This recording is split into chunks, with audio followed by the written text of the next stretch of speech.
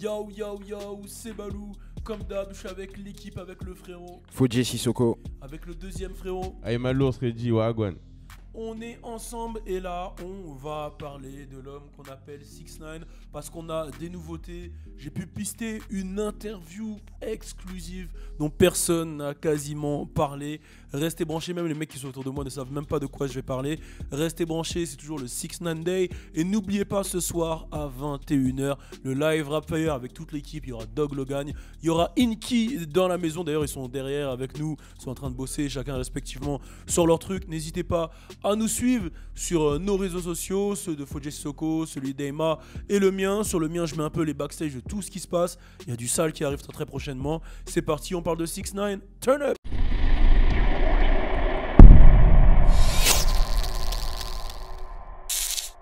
Alors, ce dont je vais vous parler, c'est une interview exclusive d'un mec qui s'appelle Snow Billy. Alors, qui est Snow Billy? C'est un ex-membre de Treyway. Alors, ça s'est passé il y a 2-3 jours sur la chaîne BBN News. C'est une chaîne YouTube de New York, d'un mec qui fait voilà, ses petits trucs tranquillement et tout. Et ce Snow Billy, en fait, c'est le mec qui a plugué 6ix9ine avec les 9 Trey Gangsters. Surtout avec Shawty, tu vois. Donc déjà, dans le début de l'interview, le mec, il se présente et tout. Et il explique que Treyway, c'est l'acronyme de 9 Trey Gangsters. C'est le AKA, c'est la même chose. C'est le gang, mais sauf qu'ils l'ont mis en mode label pour pas avoir des affiliations de gang, mais c'est le gang. Et le mec, il explique qu'en fait, à la base,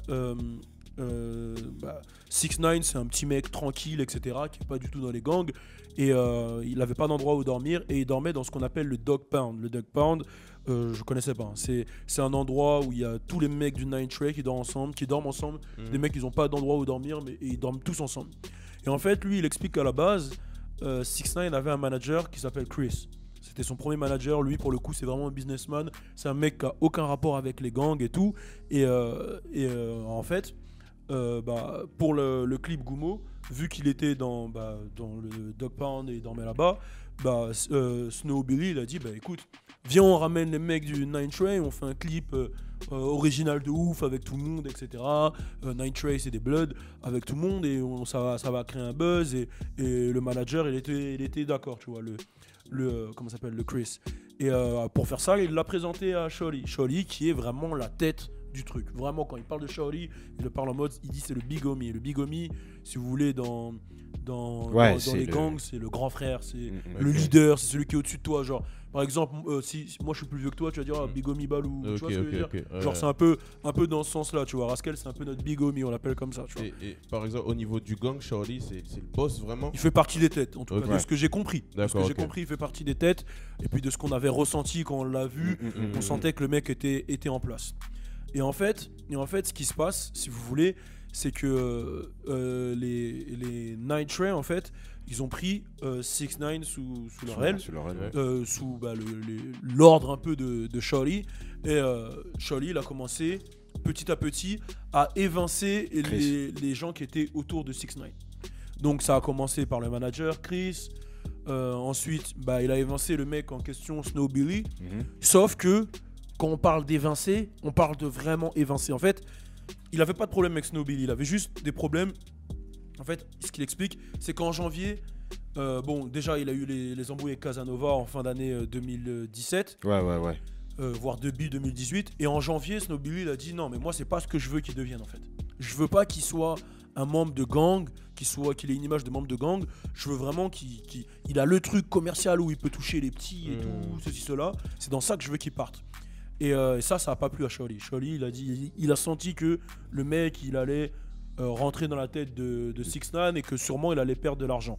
Et quand il parle de Shawty, il dit quoi? Il dit clairement, Shawty, c'est pas un businessman, c'est un robber, c'est-à-dire un voleur, un mec qui prend ton argent. Pas un voleur, ça serait plus un mec qui te dépouille. Okay. Un hackgal, il prend ce qu'il a à apprendre. Voilà, il prend ce qu'il a à apprendre. Ouais. Et c'est comme ça qu'il le définit, tu vois. Et quand il a commencé à se manifester, il a dit que là, il y a eu une tentative d'élimination. Alors là, c'est là où ça devient très très chaud. Alors en fait, le mec, il explique qu'il était en voiture avec ses 2 gars sûrs, dont un était son cousin. Et c'était son anniversaire et tout. Et était dans la voiture, tranquille. Et à un moment, il sort de la voiture pour aller chez lui. Et là, pah, coup de feu dans la nuque et coup de feu derrière la tête. Et ils sont partis. Boum. Et il a marché pendant 3 blocs pour arriver jusqu'à une station essence qui ont appelé un hôpital, etc. Oh. Ouais, il a marché 3 blocs. Blocs, c'est des longues rues, tu vois, etc. Et il est resté en vie. Déjà, ça, c'est un warrior. Et c'est son cousin et la deuxième personne de la voiture qui lui ont tiré dessus pour l'éliminer sous ordre de Charlie parce que voilà, le mec prenait trop de place. Alors tu vois Son que propre cousin. Alors tu vois déjà que là, c'est vraiment la rue. Maintenant, après ça, lui, il était en probation. Je crois qu'il avait le bracelet. Il est béton parce qu'il était affilié à un shoot de gang. Donc c'est-à-dire qu'il se fait tirer dessus et en plus après il béton. Et il explique bien que c'est quand lui il est béton que là 6ix9ine c'est parti en couille. Il a attaqué YG, c'est-à-dire les Bloods de LA. Il a attaqué Chief Keef et c'était Charlie qui lui disait vas-y fais ça, t'inquiète, ils vont rien t'arriver. Et apparemment lui ce qu'il explique c'est qu'il avait vraiment les Night Tray avec lui, ce qui fait qu'il était intouchable. Et en gros au final Charlie il élimine qui a éliminé et il était 6ix9ine était sous l'emprise de Charlie et il explique comme quoi quand 6ix9ine il avait un showcase à 20 000, il donnait 5 000 à Charlie, lui donnait 5 000 et il prenait 15 000. Et il le faisait que des trucs comme ça en fait. Hardcore. Et c'est ce qu'il explique. Et il explique que là il y a 2 jours, comment il a su que c'était l'ordre de Charlie de se faire tirer dessus, c'est qu'il y a 2 jours, les Feds ils sont venus chez lui par rapport à toute cette histoire. Et ils lui ont raconté, ils lui ont dit ouais, on a remonté les messages, c'est Charlie qui a ordonné de te faire fumer, etc. etc. Donc c'est une histoire très très très très sombre. Et l'ex-manager pareil, hein, il s'est éjecté tout seul en fait. Ouais. Il a vu, il a dit non moi je suis pas la street, je rentre pas là-dedans et tout. Et le mec, du coup c'est un ancien Night Tray maintenant, il se considère plus vraiment après s'être fait tirer dessus par son cousin qui était un Night Tray ou Treyway ou tout ce que vous voulez, il se considère plus dans leur équipe. Donc l'interview elle dure 24 minutes. Il y a même Adam22 de No Jumper qui en a parlé, mais moi je suis tombé dessus, pas par lui, je suis tombé dessus, comme je t'ai dit, je sais pas ce que tu fais sur mon compte, mais à chaque fois il y a des vidéos genre comme ça de quoi 20K, etc. qui apparaissent, que ça soit sur 6ix9ine, que ça soit sur des trucs de Dragon Ball Z, etc. On va savoir pourquoi. On regarde un peu de tout. Et je suis tombé dessus et après j'ai vu Adam22 qui en avait parlé et ça m'a surpris et ça montre que vraiment cette histoire elle a une ampleur vraiment incroyable et que quand on faisait nos vidéos à l'ancienne et je te disais, je sais pas pourquoi, mais si personne touche 6ix9ine, je crois que c'est vraiment la rue derrière lui. Ça confirme vraiment ce qu'on s'était dit et je pense, moi je peux pas me donner mon avis parce que je connais pas personnellement ni Snobby ni Treyway, mais de ce que j'ai vu de Treyway quand on l'a rencontré et de ce que j'ai entendu des personnes qui l'ont vu et comment il s'occupait de 6ix9ine, c'est vraiment en mode fais ci, fais ça et 6ix9ine il faisait, tu vois, vraiment. Sûr, Ça devient de plus en plus sombre cette histoire. Ça devient de plus en plus sombre. Et attendez, excusez-moi, je finis avec et je mets la problématique. J'ai vu une deuxième vidéo d'un autre mec de New York qui lui réexplique à peu près la même chose et qui dit sa problématique, enfin sa question à lui c'est est-ce que 6ix9ine va sortir en héros de tout ça, parce qu'au final sans faire exprès il a fait tomber Night Tray, tu vois, puisqu'il a fait tomber les plus grosses têtes et il va peut-être s'en sortir vu tout comment ça se passe, vu les circonstances, etc. Donc ça c'est la problématique. Et il y a un autre truc, c'est que il y a des mecs de Night Tray qui ont vu l'interview et qui ont posté ça, c'est des vidéos qui ont tourné sur Instagram et tout. D'ailleurs c'est celle que tu m'avais envoyée, Logan, qui ont dit ouais vas-y c'est une salope, il travaille avec la police, etc.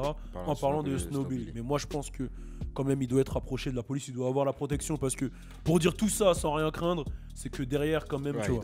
Donc est-ce que vous pensez que 6ix9ine va s'en sortir en héros? Parce que là tu te rends compte que les mecs, déjà on l'avait vu avec la conversation téléphonique, le mec était vraiment prêt à éliminer. Qu'est-ce que vous pensez qui va se passer par la suite en fait? Là il est obligé de sortir en héros parce que il s'est fait raquette. Donc et en plus il a pas balance. Donc si là ça se passe bien pour lui, c'est les témoignages des autres qui ont fait que lui il sort de là-bas. Donc s'il sort, ça va être un truc de ouf. Et en plus il y a même Tory Lanez qui compare l'histoire à Tupac. À Tupac. Enfin ce qui lui arrive. D'ailleurs ça a créé un beef avec The Game, ce truc là. Ouais mais je vois ce qu'il veut dire, dans le sens où l'État il se met à fond dans le truc pour tous les arrêter. Mais oui, je comprends que ça gêne The Game, tout ça. Par contre, il a fait un truc, Tory Lanez, qui m'a fait rire. C'est que The Game, il a parlé sans citer son nom. Il a dit, ouais, les négros qui comparent 6ix9ine à Tupac et tout. Et Tory Lanez, il a fait quoi après en Insta Story? Il a mis le son. Il a mentionné The Game. Il a dit, dis mon nom. Et en fond, il a mis, say my name, say my name. Tu vois, c'était marrant. Ouais, c'était marrant. Du coup, toi, t'en penses quoi? Ben, 6ix9ine, héros, ça va dépendre héros aux yeux de qui, en fait. De quoi? Ça va dépendre. Ouais, ça va être un héros pour certaines personnes, mais pas aux yeux de Ah, tout le aux monde. yeux de qui? Aux yeux de... Héros de qui? Wow, non, un héros aux yeux de qui, en fait. Okay. Parce que forcément, tu sais, les gars de gang, même s'il a pas Poucave, même s'il a pas... dans leur tête, ça va toujours être 6ix9ine qui les a fait tomber. Donc pour eux, même s'il a pas Poucave, même s'il a pas dit non, ça sera jamais un héros. Et avant qu'il rentre en prison même, il voulait l'éliminer. Mais aux yeux d'autres personnes, ouais, il sortira en héros. Il sortira plus fort de toute façon, toute expérience. Et à tes yeux, à toi? À mes yeux, à moi. Et là, t'as voulu faire le philosophe, esquiver la question. Moi, je te parle à tes yeux. À mes yeux, ouais, il sortira un héros. Okay. Il sortira un héros parce que... En fait, on a fini par comprendre que lui, il voulait juste réussir au final. Tu vois. Lui, il voulait juste y arriver. Le problème, c'est que je pense qu'il a été un peu manipulable. Il a été manipulé par des gens. Mais ce qu'il a fait, je sais que 90% des gens, ils auraient tout cas. Je pense qu'il a été manipulé, mais qu'il a manipulé aussi parce qu'il savait très bien qu'être affilié avec des mecs de gang comme ça, c'était une première. Tu vois, un latino avec les cheveux de toutes les couleurs, avec tout un gang derrière lui, intouchable. Bah, je pense qu'il s'est dit que ça allait bien finir, mais en vrai, quand il y a des gangs dans l'histoire, ça finit quasiment jamais bien, tu vois, malheureusement. Shorty, il est hardcore. Hein. Il est hardcore de ouf. Hein. Bah, si ce que Snowbilly dit, c'est hardcore. Il est pire que ceux qui disent que ouais, les maisons de disques, blablabla. Bah là c'était chaud. Hein. Voilà, c'était hardcore là. Ah là, c'était du combien de pourcents là, le contrat là? Là, il n'y a pas de contrat en plus. En 0, plus, il n'a pas de contrat. C'est ça. Ah oui, il allait, il prenait, il lui donnait tiens. Ah ouais. Et lui, il disait Trey way. Bah, d'un côté, tu vois, c'est le fait, on va pas se mentir, Goumo, ça l'a fait péter parce que il y a tout le blood derrière, tout le monde. Tu vois, il aurait fait un clip solo devant, ils auraient dit ouais, c'est quoi ce guignol? De ouf. Alors que là, il a tout un gang derrière lui, tu te dis attends, mais qu'est-ce qui se passe là? Il a tout un gang derrière lui, c'est qui ce mec en fait, tu vois, et ça. Le son, il est bien, tu vois. Enfin, il est catchy. Voilà, parce que c'est pas un son que j'avais accroché de ouf à l'époque. Il est catchy, il y a tout un gang derrière lui. C'est un visuel particulier, tu vois. Mais ça veut dire que 6ix9ine, il est affilié au Blood que depuis Goumo? Ouais, carrément. Carrément, ouais. Ah ouais. Ah, mais il y avait même des anciennes photos de lui en bleu. Ouais, en bleu et tout. Mais il y a plein de rappeurs, c'est comme ça. Justement, ils arrivent. Par exemple, tu viens d'une ville, tu habites dans un quartier tranquille, tu commences à péter, bah, les jeunes, ils viennent te voir. Hein. Oh, tu représentes la ville ou c'est comment? Tu vois ce que je veux dire? Après, ils te disent, tu marches tranquille. Tu vois? Comme il a dit Slim Foreigner. Il a dit ça à 6ix9ine. Il a dit, voilà... Tu donnes 200 000 tu donnes 200 000, tu marches tranquille dans tout LA. C'est ce qu'ils font, hein, la plupart. Et ça arrive à tout le monde. Hein. Mais maintenant, tout s'explique pourquoi il a que 1,7 million sur son compte. Enfin, voilà. Par rapport à ce qu'il aurait pu avoir en plus. Carrément. Parce que moi, 1,7 million, je suis quand même content, tu vois. Et tu vois, c'est les trucs que les gangsters, ils font beaucoup. Hein. Ils attaquent les petits artistes pour blanchir leur argent. Et puis voilà. Et puis, toi, t'es obligé de rembourser. Enfin, t'es entraîné dans des trucs de ouf. Et tu peux pas... forcément suivre. En tout cas, ils l'ont tous vu en mine d'or. Hein, mais tu sais qu'ils s'attaquent même aux footballeurs. Il y avait ce fléau, ce fléau en Italie. Genre en gros. Tu me dire Adriano et tout. Tu vois? Non, lui, Adriano, c'était lui le mec. Lui, c'est une conversion. Tu vois, lui, il se battait contre lui-même. C'est pas pareil. Alors que même en Italie, hein, ça venait, ils allaient chez le gardien, ils lui disaient ouais, tu laisses passer 3 buts, sinon on bute tes enfants. Et après, boum, eux, ils plaçaient tous dans les paris. Et après... Ça sort d'où ces sources là, Fodji? Ça, c'est dans le 9-4 là, vous racontez ça? Non, j'ai vu un documentaire. T'es documentaire que tu regardes le soir là? Ouais, j'ai vu. C'est vrai? Non, sérieux, j'ai vu un documentaire où ça parle des joueurs de foot qui se font. Pablo, il faisait ça par contre. Pablo, il faisait ça. Tu vois? Non, mais il le faisait vraiment. Hein. Genre, pour blanchir leur argent, tu t'attaques un petit sportif ou un petit musicien, tu lui dis allez, vas-y, chante, fais un showcase, tiens. Tu récupères, ça blanchit. Hein. En tout cas, dites-nous ce que vous avez pensé de toute cette histoire sur 6ix9ine. A priori, j'ai cru comprendre qu'il allait peut-être pouvoir payer une caution. On ne sait pas encore. C'est un peu flou encore. Bah, en tout cas, le truc des 4 ans, là, il commence à revenir là-dessus. Là. Le truc du jugement d'avant, là, qui était passé en octobre. Il commence à se dire, bon, ça va aller. Il a quand même mangé, là. Ouais, voilà. Donc, ils sont en train de revenir sur ça. Donc, j'espère il pourra payer sa caution et sortir avant. En tout cas, mais malgré... Juste pour finir, du coup, là, s'il sort et puis il est libre, tout ça, il n'y a plus rien. Il n'y aura plus trop de gangs autour de lui, ni de sécurité. Il y aura peut-être de la sécurité, mais plus de gangs, quoi. Voilà, donc quand il sera en concert, il sera... vulnérable. Voilà. Mais de toute façon, là, on va parler de Chief Keef juste après. On va parler de Chief Keef. Restez branchés, on fait une petite vidéo sur Chief Keef. Juste pour Fodjé. Et je voulais dire quoi? Putain, je voulais dire un truc. Bon, c'est pas grave. Je le dirai peut-être dans la prochaine vidéo. 6ix9ine. Bon, bref, c'est pas grave. On est ensemble. Rendez-vous 21h. Turn up.